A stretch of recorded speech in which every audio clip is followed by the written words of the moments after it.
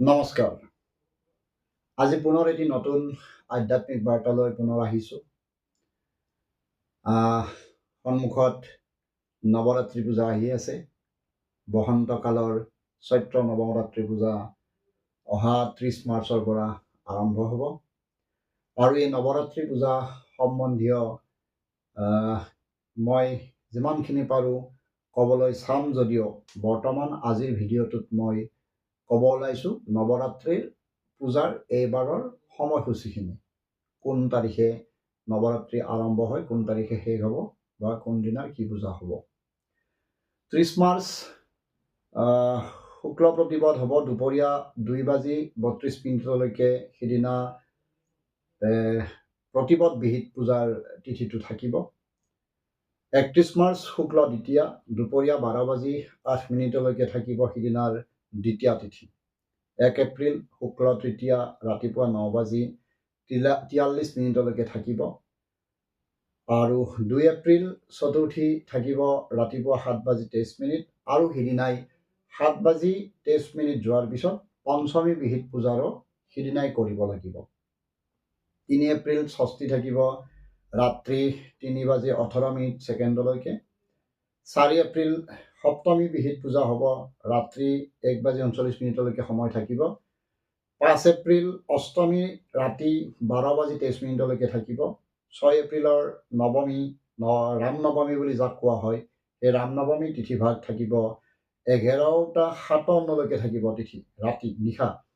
আৰু 7 তাৰিখ এপ্ৰিলৰ 7 তাৰিখ 2025 চনৰ এপ্ৰিলৰ 7 তাৰিখে দশমী বিহিত পূজাৰ তিথিভাগ থাকিব নিশা 11:11 এতিয়া এই তিথিমতে বা সেই সময়মতে আপোনালোকে যোনে নৱৰাত্ৰি পালিম বুলি ভাবিছে, নৱৰাত্ৰি ব্ৰত ৰাখিম বুলি ভাবিছে, তেওঁলোকে এই তিথিমতেই তেওঁলোকৰ সময়সূচীখিনি মিলাই লৈ কৰিব লাগিব।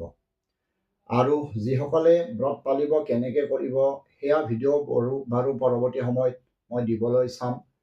আপোনালোকে যোনে বিচাৰে যে আমি নৱৰাত্ৰি ব্ৰত পালিম, কিন্তু কেনেকৈ পালিম, এনেকৈ যদি জনাৰ ইচ্ছাটো থাকে নিশ্চিতভাৱে মোৰ কমেণ্ট বক্সত কমেণ্ট কৰিব।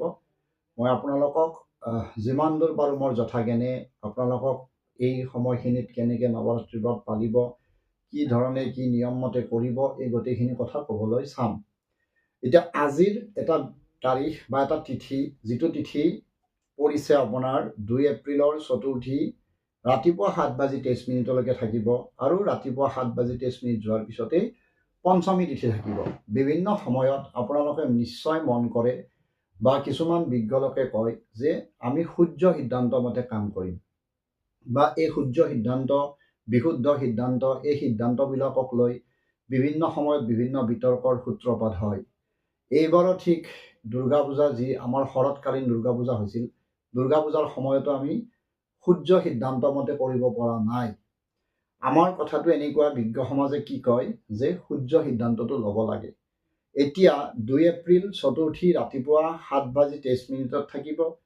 7:23 আগতেই সূৰ্য উদয় হ'ব, গতিকে সিদিনা নিয়ম মতে চতুৰ্থী বিহিত পূজা হ'ব লাগে। আৰু সিদিনাই 7:23 যোৱাৰ পিছতেই পঞ্চমী বিহিত পূজাৰ কথাখিনি পঞ্জিকাই কৈছে। এতিয়া এই সময়ত সেই বিজ্ঞসকলে কেনেকৈ ক'ব যে সূৰ্য সিদ্ধান্ত মতে চতুৰ্থী পূজা ভাগ কৰক, আৰু পিছদিনা যিহেতু পঞ্চমী তিথিটো নাই, তেতিয়া কোনটো সূৰ্য সিদ্ধান্ত লৈ আপোনালোকে পূজা ভাগ কৰিব?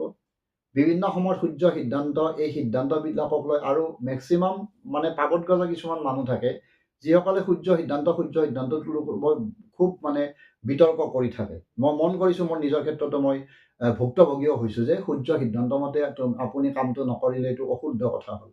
আমাৰ সিদ্ধান্ত দুটা থাকে, এটা বিশুদ্ধ সিদ্ধান্ত, এটা সূৰ্য সিদ্ধান্ত।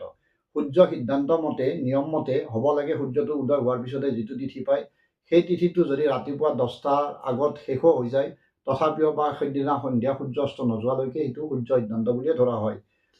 কিন্তু এতিয়া প্ৰশ্ন মই আপোনালোককে কৰিছোঁ, 2 এপ্ৰিলৰ চতুৰ্থীৰ পিছত যিটো পঞ্চমী তিথি মিলিছে আৰু পিছদিনা যিহেতু পঞ্চমী তিথিটো নাই, আপোনালোকে বিজ্ঞসকলে কেনেকৈ সূৰ্য সিদ্ধান্ত মতে পঞ্চমী বিহিত পূজা ভাগ কৰিব?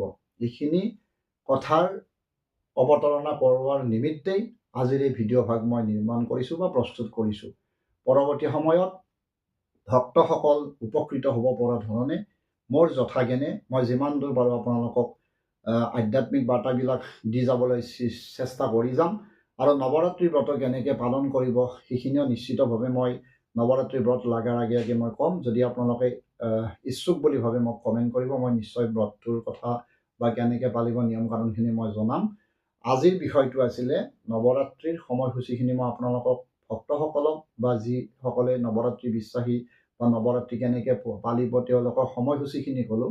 আৰু সেই বিজ্ঞসকলক মই প্ৰশ্ন কৰিছোঁ, এইবাৰৰ সূৰ্য সিদ্ধান্তটো আপোনালোকে মোক উলিয়াই দিয়ক, কেনেকৈ সূৰ্য সিদ্ধান্ত মতে পঞ্চমী তিথিটো কৰিব। আজিলৈকে এৰিছোঁ, পৰৱৰ্তী সময়ত আকৌ এনেকুৱা আধ্যাত্মিক বাৰ্তা দিবলৈ চেষ্টা কৰি যাম। নমস্কাৰ।